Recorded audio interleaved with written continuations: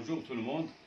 Aujourd'hui, on va entamer avec une autre pathologie électrique qui est le trouble de la conduction atrio-ventriculaire sous forme de BAV, bloc atrio-ventriculaire. C'est quoi?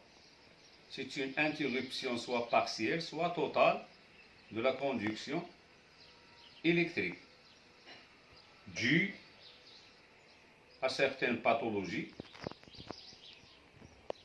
ou bien au vieillissement ou bien un problème iatrogène. Iatrogène, c'est-à-dire les médicaments tels que les bêta-bloquants, les digitaliques, les inhibiteurs calciques, etc.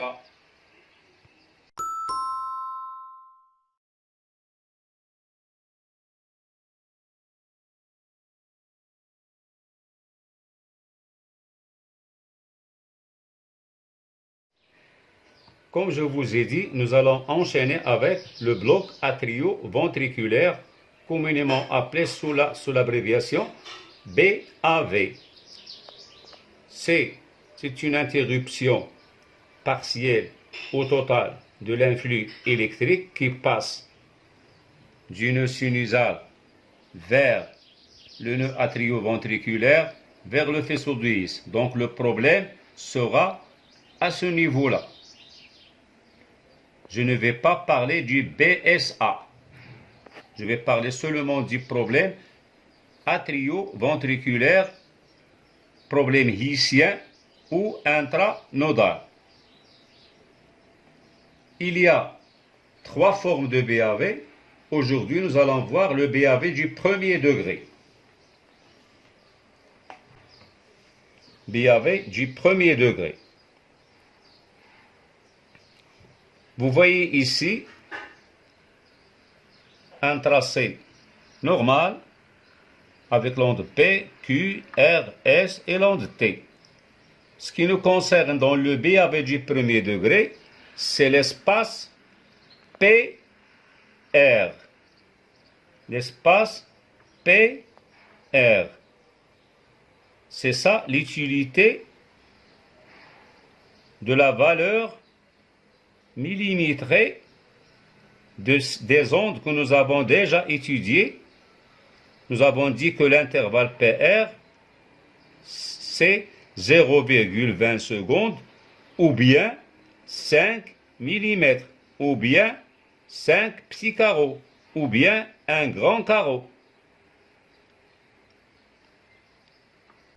La valeur normale va du 3 petits carreaux vers 5 petits carreaux. Dans l'exemple ici, nous voyons que l'espace PR s'allonge jusqu'à devenir 0,40 secondes. 10 petits carreaux, c'est-à-dire 2 grands carreaux. Donc il y a une prolongation de l'intervalle PR. Donc pour poser le diagnostic du BAV du premier degré, il faut voir avec l'intervalle PR qui doit dépasser de loin 5 petits carreaux. Et ça se répète dans tous les tracés. Dans tous les tracés, comme ça. Et c'est constant. Intervalle PR prolongé à 0,40 secondes, 0,30 secondes, il est supérieur à 0,20 secondes. Et c'est constant. Et c'est ça le BAV du premier degré, et ce n'est pas toujours pathologique. Et merci de votre attention.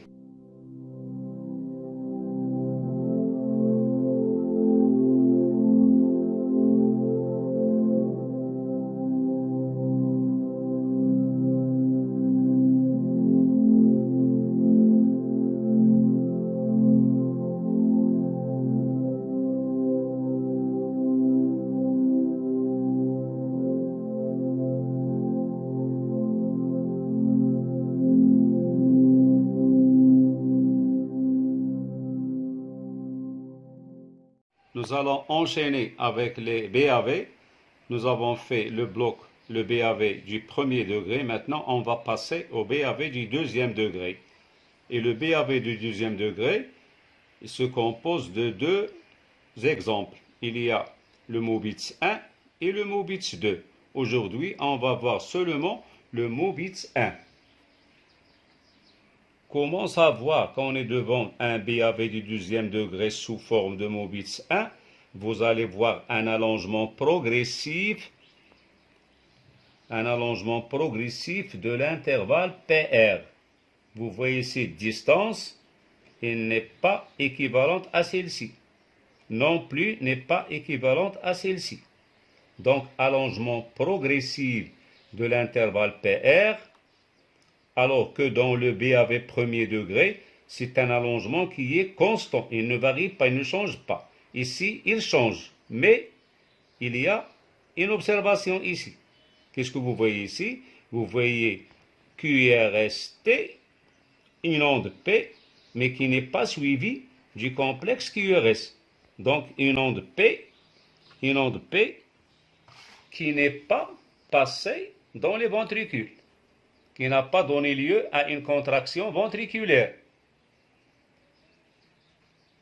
Donc, le mot bits 1 est connu par l'allongement progressif de l'intervalle PR avec une onde P qui n'a pas conduit à une dépolarisation ventriculaire. Et merci de votre attention.